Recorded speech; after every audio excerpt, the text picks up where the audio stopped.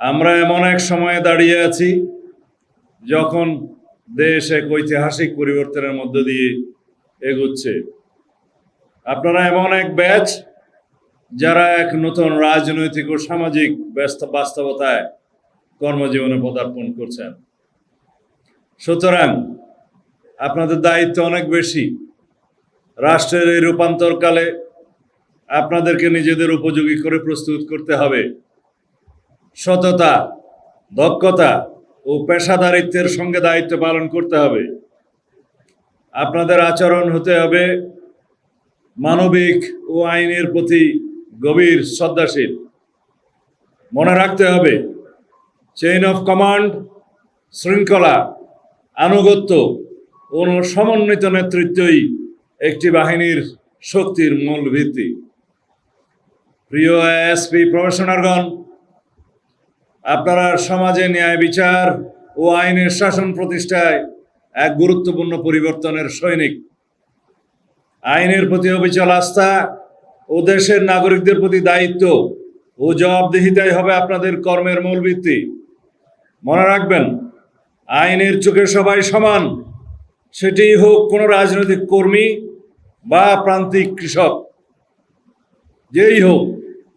সেবা নিতে এসে কেউ যেন কোনো বৈষম্যের শিকার না হয়, সেই বিষয়ে আপনাদের সচেষ্ট থাকতে হবে। বর্তমান সরকারের প্রধান অগ্রাধিকার হচ্ছে আইন শৃঙ্খলা পরিস্থিতি নিয়ন্ত্রণের মাধ্যমে জনমনে স্বস্তি প্রদান ও শান্তি প্রতিষ্ঠা করা। আইনের শাসন প্রতিষ্ঠায় পুলিশ বাহিনীর ভূমিকা অগ্রগণ্য। বিগত ফ্যাসিবাদী সরকারের আমলে অন্যান্য সকল প্রতিষ্ঠানের ন্যায় পুলিশ বাহিনীও ক্ষতিগ্রস্ত হয়েছে। বর্তমান সরকার বিশ্বাস করে পুলিশ কোনো বিশেষ দলের বা গোষ্ঠীর লাঠিয়াল বাহিনী নয়, বরং পুলিশ হবে জনগণের কৃত্রিম বন্ধু। আমাদের নির্বাচনী ইশতেহারে আমরা দ্ব্যর্থহীনভাবে ঘোষণা করেছি জননিরাপত্তা নিশ্চিত করা এবং পুলিশ বাহিনীকে দলীয় প্রভাবমুক্ত করে একটি আধুনিক, সেবাধর্মী ও মানবিক সংস্থায় রূপান্তর করাই আমাদের মূল লক্ষ্য। সেজন্য পুলিশ বাহিনীর মনোবল পুনঃপ্রতিষ্ঠা সহ একটি দক্ষ ও আধুনিক আইন শৃঙ্খলা রক্ষাকারী বাহিনী হিসেবে গড়ে তুলতে সরকার ইতিমধ্যে জনবল বৃদ্ধি সহ নানাবিধ উদ্যোগ গ্রহণ করেছে। এর মধ্যে অন্যতম হল পুরস্কার ও তিরস্কারের নীতি চালু করা। এরই অংশ হিসেবে সাহসিকতা ও প্রশংসনীয় কাজের স্বীকৃতি স্বরূপ পুলিশের সদস্যদের যেমন পুরস্কৃত করা হচ্ছে, একইভাবে শৃঙ্খলা ভঙ্গ ও অপরাধের সঙ্গে জড়িত পুলিশের সদস্যদের বিরুদ্ধে ব্যবস্থা গ্রহণ করা হচ্ছে। প্রিয় কর্মকর্তাবৃন্দ, জনগণের সেবক হন। সাধারণ মানুষ যখন থানায় আসে, তারা যেন আপনাদের মধ্যে সেবার মানসিকতা দেখতে পায়। বর্তমান যুগ আধুনিক তথ্য প্রযুক্তির যুগ। সেজন্য ডিজিটাল অপরাধ দমনে আপনাদের সর্বোচ্চ কারিগরি জ্ঞান অর্জন করতে হবে।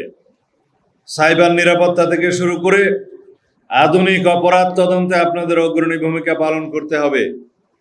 বর্তমান সরকার দুর্নীতির বিরুদ্ধে জিরো টলারেন্স ঘোষণা করেছে। দুর্নীতির করাল গ্রাস যেন আপনাদেরকে স্পর্শ করতে না পারে, সেদিকে সদা সতর্ক থাকবেন। বর্তমান প্রেক্ষাপটে 27তম বিসিএস পুলিশ ব্যাচ প্রথম পর্যায়কে দেশের আইন শৃঙ্খলা রক্ষায় অগ্রণী ভূমিকা পালন করতে হবে। আমি বিশ্বাস করি 27তম বিসিএস পুলিশ ব্যাচের প্রথম পর্যায়ের প্রতিটি সদস্য দেশ ও জাতির প্রত্যাশা পূরণে নিজেদেরকে নিয়োজিত করবে। দীর্ঘ সময় বিভিন্ন পেশায় নিয়োজিত থেকে আপনাদের লব্ধ জ্ঞান, প্রজ্ঞা ও অভিজ্ঞতা বাংলাদেশ পুলিশকে সমৃদ্ধ করবে বলে আমরা বিশ্বাস করি। বাংলাদেশ পুলিশের ঐতিহ্য ও গৌরব ধরে রাখতে মুক্তিযুদ্ধের চেতনা ও 2024 সালের ছাত্র গণ অভ্যুত্থানের শহীদের আত্মত্যাগের প্রতি সম্মান জানাতে এবং একটি শান্তিপূর্ণ ও উন্নত গণতান্ত্রিক বাংলাদেশ বিনির্মাণে আপনারা ভূমিকা পালন করবেন, এই প্রত্যাশা রইল। আমি আপনাদের পেশাগত সাফল্য, সুস্বাস্থ্য এবং উজ্জ্বল ভবিষ্যৎ কামনা করে আমার বক্তব্য শেষ করছি। আমি বক্তব্য শেষ করার আগে স্মরণ করতে চাই গভীর শ্রদ্ধার সাথে মহান মুক্তিযুদ্ধের লাখো শহীদকে, যাদের আত্মত্যাগের বিনিময়ে অর্জিত এই বাংলাদেশ। আমি শ্রদ্ধার সাথে স্মরণ করছি শহীদ রাষ্ট্রপতি জিয়াউর রহমানকে, যিনি মহান স্বাধীনতার ঘোষণা সহ সময় উপযোগী নেতৃত্ব দিয়ে দেশকে মুক্ত করেছেন। আমি আরও স্মরণ করছি তৎকালীন জাতীয় নেতৃবৃন্দকে, যারা দীর্ঘ লড়াই সংগ্রামের মধ্য দিয়ে স্বাধীনতার পটভূমি তৈরি করেছেন এবং স্বাধীনতা সংগ্রামে অংশগ্রহণ করেছেন।